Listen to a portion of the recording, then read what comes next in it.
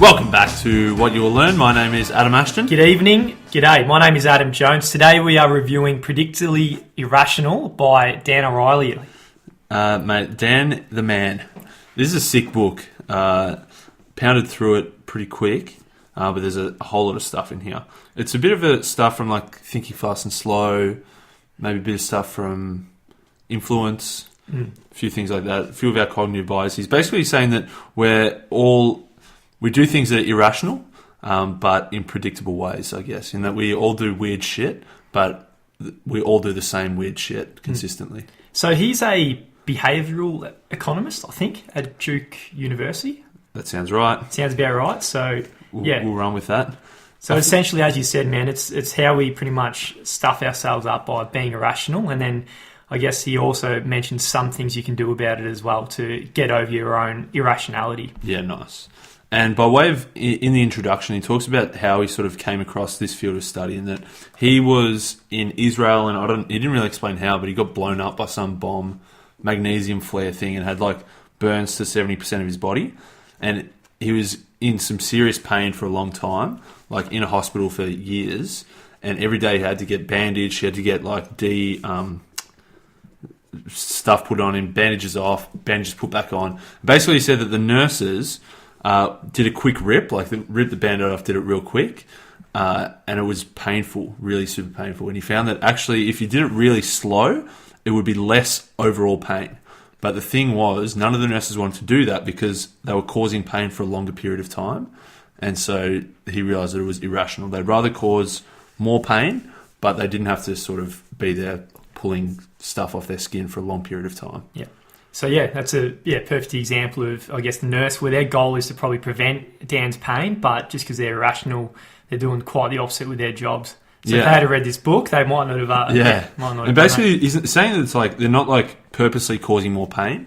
It just seems to them like the better option. Yeah. So that's sort of where he got intrigued by all this stuff, and we'll go through a whole bunch of other ways in which we're irrational. Yeah, phenomenal. So the book starts off with chapter 1, the truth about relativity. So this is why everything is relative, even when it shouldn't be. And basically says that everything we look at, we're not judging as an absolute. We're judging it all as relative to something else. So we're always comparing things. We're not just judging them as they are. We're always comparing them to something else. So he starts this example off with an experiment where he's got 3 options. So the first option for people to choose what would be the most desirable.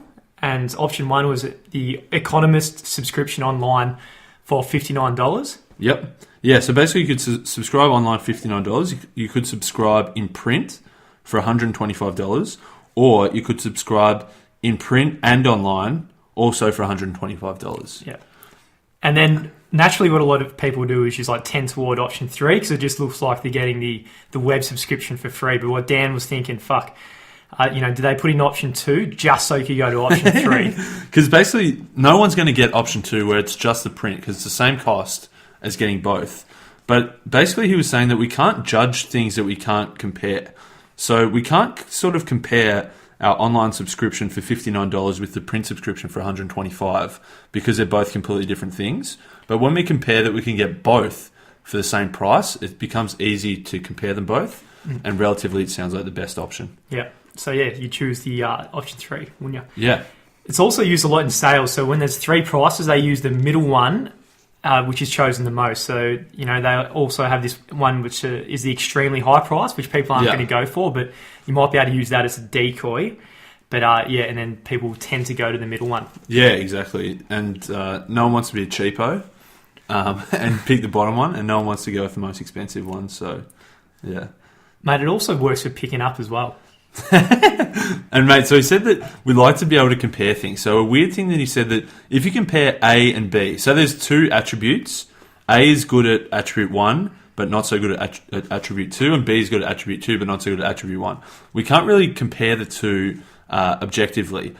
It's a tough decision. It makes us think too much. We have to work too hard. But he says if you put like something that's good at attribute 1 and something that's like not good. So he calls it A and A negative. Then you compare those 2 and you're going to pick A and ignore B, essentially. Yeah. That sort of makes sense. So he's saying that if there's 2 things, that are completely different, A and B, it's tough to compare them. But if you put A, B, and A negative, you're going to pick A because it seems like the relatively better option because you've seen a dud version of A. 100%. And there's nothing to compare with B. So this is what you can take a guess from that is if you go to a bar, if you're single and you're hoping to attract someone, you're better off bringing someone with similar characteristics as you, but less attractive. Yeah. So it's like that A and A. So bring the less good version of you. Yeah. It's basically if you're a tall, skinny guy and there's a short, muscular guy, you want to bring another tall, skinny guy who's not quite as good as you. Basically, that's the plan. Yeah, makes sense. Another one just quickly. So top executives. So in 1976, the average CEO was paid 36 times. Mm-hmm. It crept up to 131 times by 1993. So by the average worker. Sorry, by the average salary.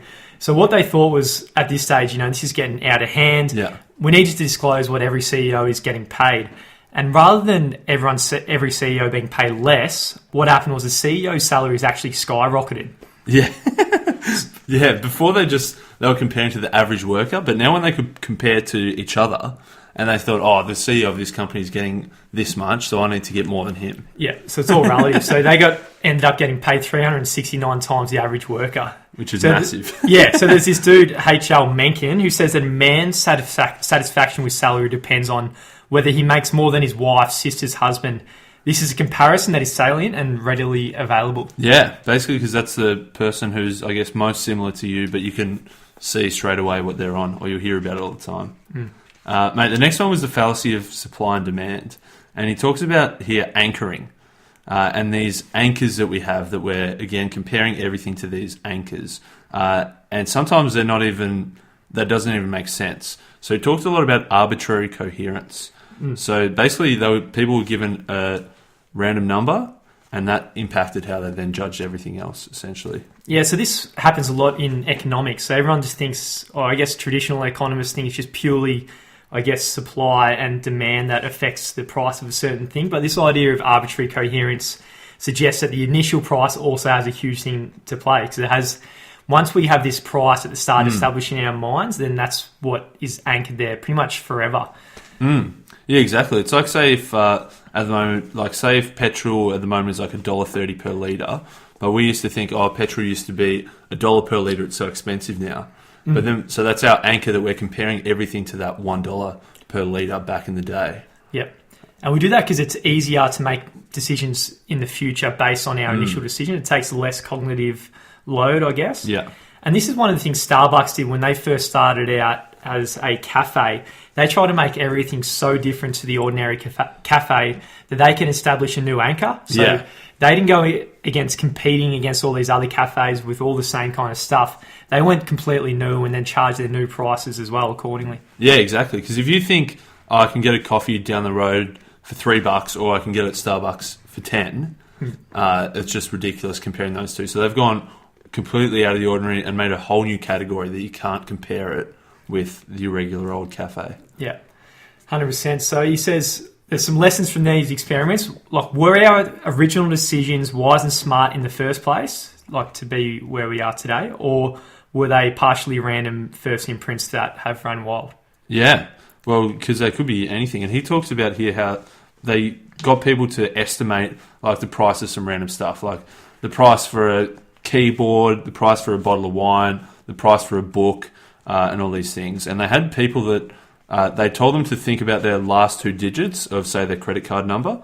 So they looked at the last two digits, and the people who had like a digit like a 1-5 or a 1-6 or something, compared to someone who had the last two digits of an 8-1 or 8-9-1 or something really high, the people who had the low numbers guessed that the things would cost less, and the people with the high numbers estimated a higher cost. And so, because it's so random, but we just like had this random number in our mind that we were thinking about, and because we were thinking about a high number, we assumed things would cost more. Yeah. So it's just like random stuff that we just get super irrational. Super irrational, yeah. Yeah, that's good. So he says, an example is closing it up, I guess. So traditionally, if the price of milk goes up by 50%, these new prices will definitely affect consumption due to our anchor of what we think milk should be. Yeah. But he's saying if we had amnesia and we totally forgot the initial prices and then the price of milk went up, then there'll be no change on demand just because our anchor's not there and we don't have this idea of what milk should be. Yeah, exactly.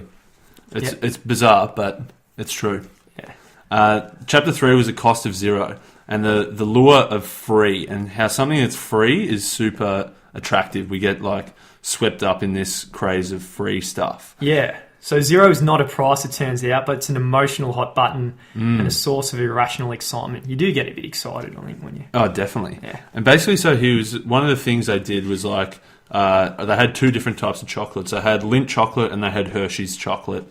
And the Lindt they were selling for, whatever it was, 25 cents, and they were selling Hershey's for 5 cents. And so they worked out how many they sold, and, it was about the same. But when they dropped them both by 5 cents... So Lindt became 20 cents, Hershey's became free. Even though Lindt still cost 20 cents more than the Hershey's, everyone went the free, essentially. Yep. And then just because it was free, everyone just went wild, even though the Lindt was better. It was still 20 cents more, but it was just so different. Yeah, so he says most transactions have an upside and downside, but when something is free, like you were just saying, then we forget the downside of everything and we just only see the upside.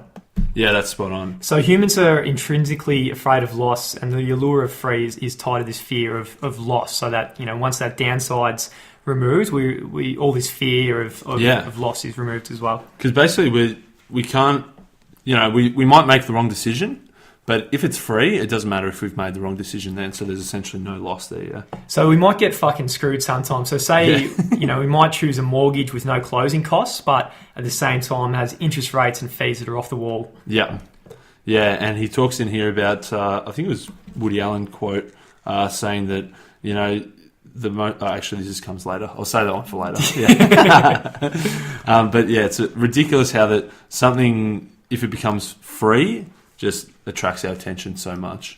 Yeah. The next part of the book was chapter 4, the costs of social norms. And I thought it was really cool, man. Yeah, this is interesting. How there's social norms and there's market norms. So the market norms is when you exchange money for products and services, and the social norms is where you're doing it just because it's the right thing to do. It's like what you should be doing or what people think you should be doing, or just in a social society. So he kicks off the chapter with a social norm example. So say if you're at your mother-in-law's for dinner and you had an incredible meal, she made a signature dish with all her love in the world in it, and then at the end you pull out your wallet and ask your mother-in-law, how much do I owe you for this experience? Yeah. So that's an example where you're trying to mix this person was trying to mix a market norm and a social norm. So they're two completely different things. Yeah, it might have cost $200 to buy food and cook the food and the time to make it, but because it's a social norm of somebody cooking for someone else, you invite them into your home. Then you're not expecting to be paid for that. Mate, the other one is like with sex as well, which is where I was going just before.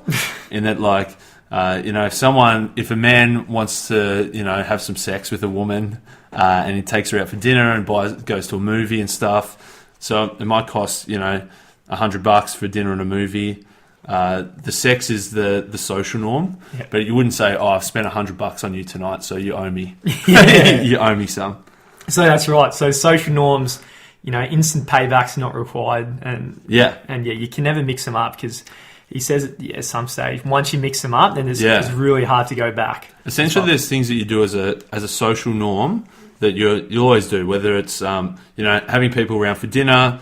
As soon as there's money introduced into it, it's almost impossible to go back to doing it for free. That's right. So he uses this in the context of business also, and he talks about a study where he tried to get people to draw these circles on a piece of paper or something along those lines. So at the start, in the first study, there was 3 different scenarios. So the first one was there was a $5 reward for the person in, and this person drew 159 circles. Mm-hmm. The second was a 50-cent reward, and they only drew 101 circles. Yep. But then obviously the $5 people drew a lot more than the 50-cent people. Yeah. But then the third one, with a condition with no money, where it was just a social request as a favour, they drew 168 circles. Yeah. So they drew more than the people who were getting paid to do it because they were doing it as a favour, as a social norm instead of a market norm. And in the next example, they did the same but with gifts. So they did they gave the person a $5 gift. Yep. And they drew 162 circles. Yep. The second one, they gave a 50-cent gift, 169 circles. And then the social, again, was 168 circles. Yeah, so essentially it was all the same when it was just a gift. But then what they did was, if they said, instead of giving a Snickers bar, if they said, here's a 50-cent Snickers bar, it reverted back to the dollar figure from the first example. Yeah. So essentially what they study is saying social norms can at times be more effective than market norms, even in the case of a business setting. And it's also like, I think with volunteering as well, like say social norms mean you're getting other value out of doing it. So if you go down to the soup kitchen and volunteer 2 hours of your time to, help people and hand out food and stuff, you're going to get more value out of that than if they say, hey, why don't we pay you $20 an hour to do this? And you think, no, I'm not going to do that for $20 an hour, but you do it for free. Yeah. So, yeah. And what a lot of businesses are doing nowadays as well, where I guess they might have built some reputation on social norms, but at the moment it might turn the focus towards short-term profits, outsourcing, cost cutting, and all these kind of things that might cut back on the social parts of a business, or the staff Christmas party gets cut back and all that. But it's really changing the relationship with their work to more of a market norm and removing that social element. So essentially they end up working a bit, less harder. Yeah, and it ties in very much to Dan Pink's drive, in that you got the carrot or the stick sorts of extrinsic motivation versus the intrinsic motivation. Once you introduce these market norms and throwing strict profit money stuff into it, then it completely eradicates all the social norms. Mate, he touches on, I didn't think he'd be the type to go to Burning Man and a big Duke professor or whatever, but he was saying that's essentially what the Burning Man Festival in Nevada is based on. It's this social norm. So there's no money in there, and everything's just based on social interactions and just giving each other gifts, exchanging favours and stuff. Mate, chapter 5, I reckon you'd love this, the influence of arousal. Yeah. It's real, isn't it? Gets into a lot of sex stuff, yeah. So it's essentially, once we get worked up and horny, we're essentially a totally different person. So you've ever been the type that, I guess, a mild, friendly person, but once you start looking at that first porn site, you start drifting into some weird. It was funny. Mate, so one of the studies I did, basically they had people rate, give themselves a score out of 100 as to how likely they would be or how attracted they are to some of these things. And the first example was just they were just sitting in the room filling out the survey, and one was are you attracted, do women's feet turn you on? Are you attracted to 12-year-old girls? Are you attracted to 60-year-old women? Can you get sexual pleasure from touching an animal? Things like that. Yeah. And the answers were really low. And then the second study they did was they got these same people to go to their room, whack the laptop open, watch some porn, have a bat, rub them out as they're doing, and then the questions popped up, and they rated them again, and the answers were off the charts. Oh, yeah. Everyone was into the 12-year-old girls and the animals. So they couldn't, with that, they couldn't ejaculate. So he says, there's this dude called, Roy. It's a student every mother would be proud of. He's kind, intelligent, and accomplished. He plays piano. He's the captain of the volleyball team with a steady girlfriend. So on the surface, he looks like he's, a very friendly guy, never do some dirty, crazy things. But as soon as you get that laptop open, you just change into a fucking sicko. It all changes. So essentially, in all cases, the people who are in this study failed to predict the influence of arousal on their sexual preferences, morality, and approach to safe sex. Yeah, there was a lot of things that completely went out the window in terms of safe sex when they became aroused, essentially. Yeah, he says when the reptilian brain takes over, you can really become unrecognisable to yourself when you're gripped into the passion and emotions of, the boundary becomes blurred of what's right and wrong. Mate, some of these ones in that second study you're referring to, he said, one of the questions was would you slip a woman a drug in her drink to increase the chances of having sex with her? Pre-arousal, they were 5%. Mid-bat, they were 26%. So that was 5 times more likely. Yeah. And the same as would you keep trying to have sex after she says no? Yeah, some other full-on things like that. Yeah, some dirty. Do you think that'll hold up in court? This book? I was just in the throes of some serious passion. Yeah. I don't think so. Yeah. Mate, after that, we'll try and whiz through a few more. We're only 5 out of 11 down. There's some awesome stuff. Chapter 6 was about procrastination and self-control. And basically that procrastination is essentially giving up our long-term goal for instant gratification. And essentially we're all victims of it. That the rational thing to do is to realise that the long-term goal we're trying to pursue is way more important, but we always give it up for short-term, whether that's health and fitness, whether rather than going for a run, we just sit down and watch TV, or that's one example of procrastination. And essentially the best way to get past that is to set up systems for all your shit. So especially the most obvious example is finances. Set up a system so all your finances are all automated, so then your short-term, I guess, inclinations don't really take over. Yeah. Mate, there was an interesting one here. He talked about students where there was 3 assignments they had to do over a 12-week semester. And basically there was 3 different groups. One was they said, all you have to do is hand them in before the last day. So there was no deadlines. One group, they said, you can set your own deadlines. So commit to it now, and every day you're late, you get a 10% deduction. But they set their own deadlines. They could make it the last day if they wanted. And then one group, they were just given, do this by week 4, do this by week 8. And the ones who had no deadlines completely stuffed it, whereas the ones who had completely rigid, external, given them deadlines, nailed it. Yeah, phenomenal. Chapter 7, man, the high price of ownership. Mate, he just talks about the endowment effect, in that we value what we have because we focus on what we could lose rather than what we could gain. So basically, if we've got something, we see that as way more valuable than what we don't have. Yeah. So one way that's used on us is there's a 30-day money-back guarantee, because the people who own the product know once we've got it and we own it, we're going to probably value it more because we have that feeling of ownership around it. Yeah, we almost never give it up, do we? Because we wouldn't want to lose what we've got. Those free trials always sucker us in. So chapter 8, the next one is keeping doors open, and I think we've used this example a few times. Tony Robbins always talks about it. Is that story of in 210 BC where the Chinese commander Xiongzhu led troops across the Yangtze River to attack the enemy, but the troops awoke in the morning to all their boats burning and their cooking utensils all thrown away. So what that actually did is they had a tremendous focusing effect because they knew they couldn't go back. So they charged ferociously forward toward the enemy and then just kicked ass. Yeah, their only option, they couldn't turn back, their only option was to win, essentially. And so basically he said here that what we like to do, we like to have all these options open. And it comes into the book, The Paradox of Choice, we keep talking about, that we've always got these eyes on other things. We might keep switching around, but the best option is basically get rid of everything else, stick to one thing, and just, Mate, I got an example of that on the weekend, I reckon. We're all drinking at a friend's house, having a few beers, and then people had there's about 3 different options in the air about where we should go. Yeah. Then essentially the whole group got split up and then just got left in shambles. Whereas if we burned a few boats there, it might have been if you had picked one and stuck to it, it would have been good, Yeah, 100%. Chapter 9 was the effect of expectations. And basically saying that if we expect something is going to be good, it's going to be good. If we expect something's going to be bad, it's probably going to be bad. And so he talks about these these beers where they dropped some vinegar into the beers and did a blind taste test. Yeah. The people who didn't know the vinegar was in it, they actually said the vinegar beer was really good. But when they told them beforehand, they said, this is normal beer, this is beer with vinegar in it, they all thought it was disgusting. Yeah. So even though when we thought it was going to be bad, because we thought vinegar and beer, that sounds awful, then it was bad. When we didn't know about it, though, we thought it was actually not too bad. Yeah. Super irrational. Super irrational. The next one, man, was chapter 10, the power of price.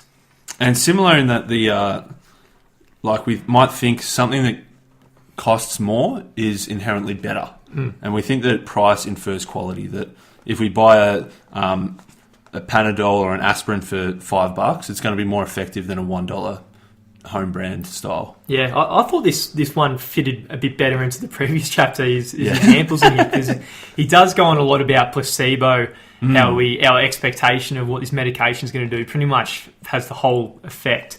But also on top of that is the price we pay. So if we pay more for the aspirin, as you were saying, then it's actually going to have be more effective. Yeah, and it's shown to work. And the same as we've talked about, like people who have knee reconstructions, if people actually don't have it, but they get cut open and sewn back up and they think they had the knee reconstruction, it works just as well. And the placebo comes from 2 reasons. One is belief, just this faith and confidence in that, like we said, we expect it to work, so it does. And the other one is conditioning, in that if every time we have an aspirin, a headache goes away. If we have an aspirin, then our body makes the headache go away, if that makes sense. Yeah. Yeah. So toward the end of the book, he now goes into the context of our character. Yep. And that's essentially why we are dishonest and what we can do about it. Man, he talked about people like given the option to cheat. So there was like they did a test where they self-reported their answers and how many they got right, and like some different examples where like the answers were already filled out. Basically said that everyone given the option to cheat will cheat, but only a little bit, and only like even if we aren't risking going to get caught. Like so, there was some where you like got to throw away your paper and just told them what you got. We still cheated the same amount, only a little bit. We didn't cheat more, even though we didn't think we were going to get caught. Yeah. He says this because there's two types of dishonesty, he says. So the part where we kind of just let it slip, as you were saying. So another example of that might be, say, where he says the cost of all robberies in the USA is $525 million. Because that's clear cut. Everyone knows that's theft and that's wrong. Yeah. But actually the cost of theft and fraud in the workplace is around $600 billion. Yeah. So, that's like if you take a couple of pens home from the stationery cupboard. Another one, probably property law. So if you're insurance companies, you're going to claim, not the 15-inch TV, you're going to claim the 22-inch TV. Yeah, exactly. And all that. Whereas it's essentially still theft. Yeah. And he says if it's linked to cash in any way, we won't do it. Yes. But if it's one step away from cash, as in the case of claiming on insurance or something like that, we're more than happy to lie and cheat and steal. Yeah, exactly. We wouldn't take $100 out of someone's wallet, but we happily take $100 worth of stationery out of the closet. Yeah. I think that was sort of... the last one was just... He talked about our need for uniqueness in ordering, and that if there was... Say there was 3 specials and you got 3 people at the table, pretty much a person who goes first and other people are going to get something different because they want to be special, they want to be different, even though maybe you really wanted what the first guy had, but you don't want to be seen as copying the first dude. Yeah. Mate, really good book. I reckon phenomenal book. Yeah, really good. There are definitely some takeaways because if once you understand your own irrationality, then he says you can design your own environment, I guess, to help you make better choices. Or just understanding it and being more conscious of it, you're just going to make better choices. Yeah, just all these things that you'd never think about, like getting tricked by free things, getting tricked by comparing, always picking the middle option, whereas maybe the top one was no one's going to pick it, they just put it in there so you'd pick the middle one. Yeah, or understanding, I guess, social norms. So in the past where I'd always go to a party and you might give him, $50, $100 cash. Yeah. You're 100 times better buying a social gift, buying them an actual gift rather than give the cash because you shouldn't be mixing the market norms with relationships, it turns out. Yeah, no, very true. Phenomenal book. Dan Ariely, what a ledge. We might go to the ballet with him. We might. I don't know. we'll talk to him. We've invited him to the ballet. But he hasn't replied since then. So hopefully we talk to him. So if we haven't talked to him, it's because Adam Ashton invited him to ballet. Mate, high risk, high reward, I reckon. Ballet with Dan. Have a glass of red. Let's have an irrational song. Yeah, let's get irrational. What you gonna do when you're predictably irrational, baby? Dan Ariely. What is the truth? What is the truth? What is the truth about general relativity? General relativity, we compare everything to everyone else, everything. Now chapter 2 was fallacy of supply and demand, boy. Anchor. Everything's an anchor. When everything's an anchor, then everything's an anchor. Now the cost is zero cost. It certainly is, and zero is the cost. Most expensive sex is free sex. Pay for sex, it's much easier sex. What about if you go to your mother-in-law's well to pay her $50 for that roast chicken on a Sunday night? Make it $60, maybe that will be better. Now the influence of arousal. There's a chick with titties, I'm stiff. Go and have a wank and then you're gonna do some fucked up shit. You're gonna like animals, you're gonna like the 12-year-old girls, and then you might choke somebody. What if I owned it? What if I owned it? What if I own that piece of land? Get endowed. You don't want to lose that. Just gain. Don't lose. Just gain. Now keep the doors open or your ships will burn, cause the Chinese captain's gonna kill your mern. Shut the doors. Shut the doors. Shut the doors, we are irrational. We're not very rational. Predictably Irrational by Dan Ariely. We're not irrational.